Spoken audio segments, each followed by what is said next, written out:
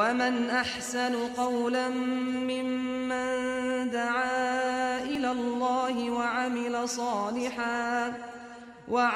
صالحا وقال إنني من المسلمين। আসসালামু আলাইকুম রহমতুল্লাহ। সুপ্রিয় দর্শক মণ্ডলী, আমরা আবারও আপনাদের সম্মুখে উপস্থিত হয়েছি কিছু প্রশ্নোত্তর পর্ব নিয়ে। সর্বপ্রথমে শাইখে যে প্রশ্নটা করব সেটি হচ্ছে যে গ্রামে অনেক ভাইয়েরা সেহরি পার্টিরা আসে চাঁদা কালেকশন করতে এবং বলে যে মা বোনেরা আপনারা বেশি বেশি করে দান করুন, কারণ হচ্ছে এই রমজান মাসে 1 টাকা দান করলে 70 গুণ বা 70 টাকা বেশি নেকি হবে। তো এই ব্যাপারে আপনি কি বলবেন, বা কোরআন এবং হাদিসের ভিত্তিতে এটা কতটুকু সঠিক সেটা আপনি বলুন। ওয়ালাইকুম আসসালাম রহমতুল্লাহি ওয়া বারাকাতুহু। জাযাকুমুল্লাহ খাইরান হাসানুল জাযা। অত্যন্ত গুরুত্বপূর্ণ একটি প্রশ্ন। আমাদের সমাজে আমরা দেখি যে যখন কোনো মসজিদে চাঁদা কালেকশন করতে আসে, বিশেষ করে কিন্তু রমজান মাসে অনেক লোকেরাই কিন্তু আসে, সেটা মসজিদের কালেকশনের জন্য হোক বা মাদ্রাসার কালেকশনের জন্য হোক, অনেক লোক কিন্তু আসে এবং তারা বিশেষ করে মা বোনদের কাছে এসে তারা কিন্তু দাবি করে যে এটা রমজান মাস এবং রমজান মাসে যদি কোনো ব্যক্তি 1 টাকা দান করে তাহলে 70 টাকার বেশি নেকি হয় এবং সে ব্যক্তি 70 টাকা নেকি পায়। আসলে এই কথাটার কোনো ভিত্তি আছে কি না? আমি বলবো যে না, এর কোনো ভিত্তি শরীয়তে নেই। কারণ কোনো একটা কথা বলতে গেলে সেটা শরীয়ত দিয়ে আপনাকে যাচাই করতে হবে যে কথাটা সত্য কিনা। প্রথম নম্বর, আল্লাহ তাআলা মানুষকে নির্দেশ দিচ্ছে পবিত্র কোরআন সূরা হুজরাত 49 নম্বর সূরা 6 নম্বর আয়াত, ইয়া আইয়ুহাল্লাযীনা আমানু ইন জাআকুম ফাসিকুম বিনাবাইয়িন ফাতাবায়্যানু। তোমাদের কাছে যখন কোনো ফাসিক ব্যক্তি কোনো বার্তা নিয়ে আসে, ফাতাবায়্যানু, তখন সেটা তোমরা যাচাই বাছাই করো এবং তাহকিক করো। তো আল্লাহ তাআলা কোনো কথাকে আপনি ছড়িয়ে দিবেন বা নবীর কথা বলে চালিয়ে দিবেন বা আল্লাহর কথা বলে চালিয়ে দিবেন, তার আগে আপনাকে দেখতে হবে যে কথাটা কার, আপনি কার কাছ থেকে নিচ্ছেন এবং আপনি যে কথাটা বলে দিচ্ছেন সেটা কি আদৌ আল্লাহ রসুলের কিনা বা আল্লাহ তাআলার কিনা, সেটা আপনাকে তদন্ত করতে হবে। যদি আপনি যাচাই বাছাই না করে মানুষের কাছে ডেলিভারি দিয়ে দেন তাহলে আপনি মিথ্যু গাবেন। রাসূল সাল্লাল্লাহু আলাইহি ওয়াসাল্লাম বলছেন সহিহ মুসলিম প্রথম খণ্ড মুকদ্দমা হাদিস নম্বর 5, কাফা বিল মারি কাযিবান আইয়ুহাদ্দিসা বিকুল্লি মা সামিআ। মানুষের মিথ্যুক হওয়ার জন্য এতটুকুন যথেষ্ট যে মানুষ কোনো একটা বার্তা সেটা শুনলো আর সেটা তাকে বিশ্লেষণ না করেই সে মানুষের কাছে পৌঁছিয়ে দিল, তাহলে সে ব্যক্তি মিথ্যুক, কারণ সে অনুমানের ভিত্তি থেকে মানুষের কাছে প্রচার করেছে। ঠিক এই বার্তাটাও অনেকে আমরা বলি যে রমজান মাস আসলে 1 টাকা দান করলে 70 টাকা নেকি পায়, কিন্তু এ তো বুঝতে পারে না যে আল্লাহর রহমতকে সে কতখানি ছোট করেছে। আল্লাহর নবী বলছেন যে মানুষ 11 মাস, মানে রমজান বাদ দিলাম, এমনি যদি কোনো মানুষ একটা ভালো কাজ করে তাহলে আল্লাহর নবী বলছেন যে এটা 10 থেকে নিয়ে 700 অধিক পর্যন্ত আল্লাহ তাআলা বৃদ্ধি করে দেন।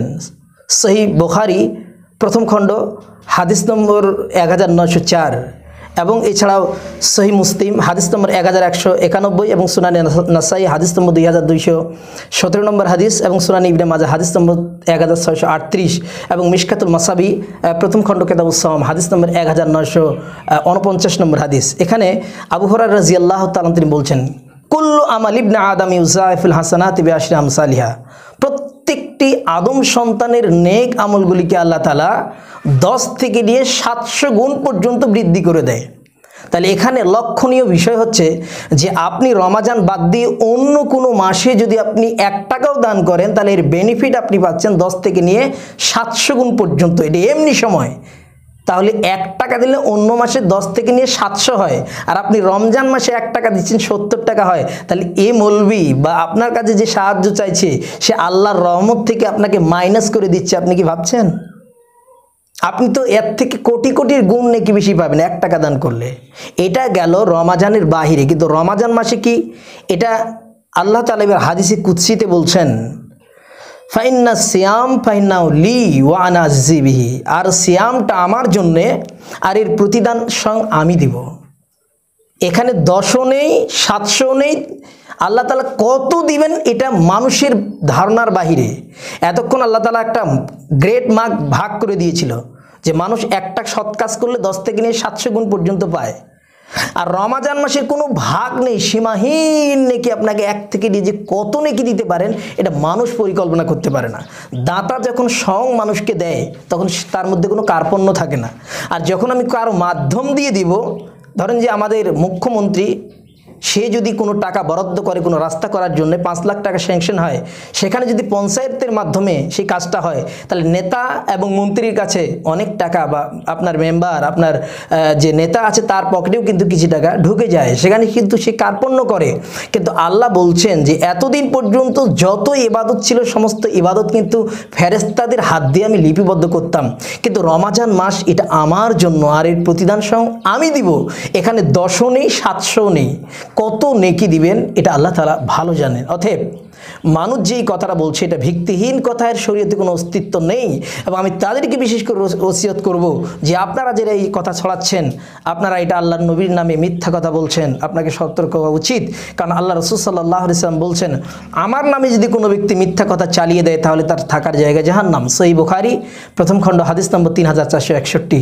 আল্লাহ রাসূল সাল্লাল্লাহু আলাইহি ওয়াসাল্লাম বলছেন, বাল্লিগু আন্নী ওয়ালাউ আয়া, আমার একটা নিদর্শন, একটা আয়াত জানা থাকলে মানুষের কাছে পৌঁছে দাও।